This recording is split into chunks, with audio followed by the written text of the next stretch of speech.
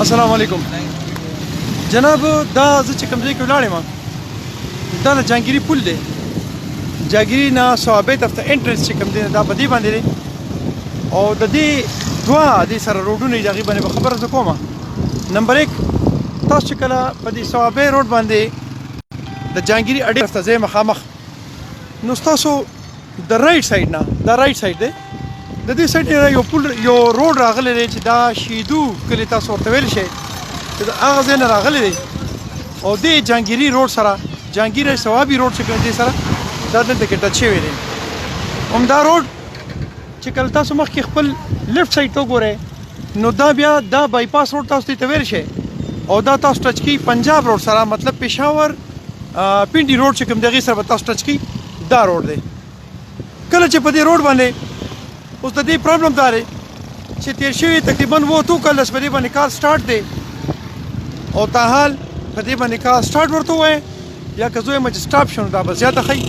په دې باندې کار سټاپ شو. اوس د دې وجوهات څه دي دا ځل یو ډېر لوی داستان دی خو په دې 1.5 کیلومیټر دا روډ چې دا کوم شیدو سره اټیچ دی دې باندې مخکې سټې اخیستې شوې ده په دې کې منځ کې یو پل دی چې دا هغه پل د نه جوړېدو د وجې دې باندې کار سټاپ دی او دا په دې باندې چې څومره کروړو روپۍ لګېدلي دي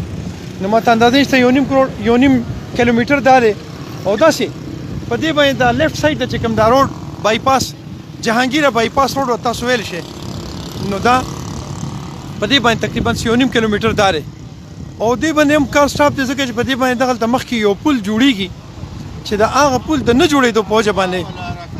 عوام سفر کوي.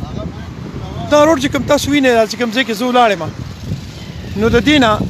مطلب 3 کیلومیټر تاسو دې ته ویلی شئ چې دا روډ دی چې دا به جهانګیره بایپاس روډ به دې ته موږ وایو که چېرې زموږ په ژوند کې دا جوړ شو او ما ته داسې ښکاري چې زما په ژوند کې کم از کم دا پاسبل نه ده. د هغې وجه دا ده چې زموږ د دې ځای MNAs او MPAs چې کوم دی نو هغه په دې کې نه دي انټرسټډ او په دویم الفاظو که زه دا ووایم چې په دې کې د دې ځای عوام نه دي انټرسټډ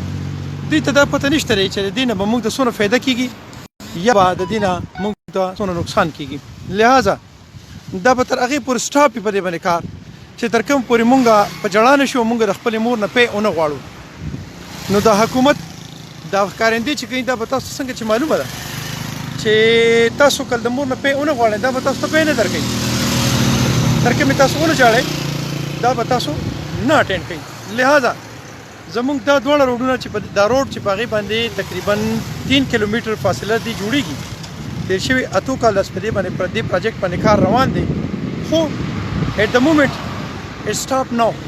دا فی الحال ولاړ دی او وجه آی ډونټ نو اباؤټ وجه دا به تاسو ته پتې زه به وایم چې دا د عوامو د دلچسپۍ نه اخیستو وجه ده او دا د MNAs MPAs د نیګلیجنس وجه ده. که چېرې زموږ په ملک کې دا تبدیلي موږ داسې غوښته لکه دا کوم چې زموږ د MNAs MPAs موږ ته راکوي. زما د MNA MPAs ته هم سلام دی زما د عوام ته هم سلام دی چې تاسو کوم MNAs MPAs ته ووټ ورکوئ او هغې ستاسو کارونه نه کوي او زما دغه تبدیلی ته هم سلام دی. السلام علیکم ورحمت الله. آفرین زنده باد شاباش که چې تبدیلي داسې نو زما دې ټول ته سلام دی. السلام علیکم ورحمت الله.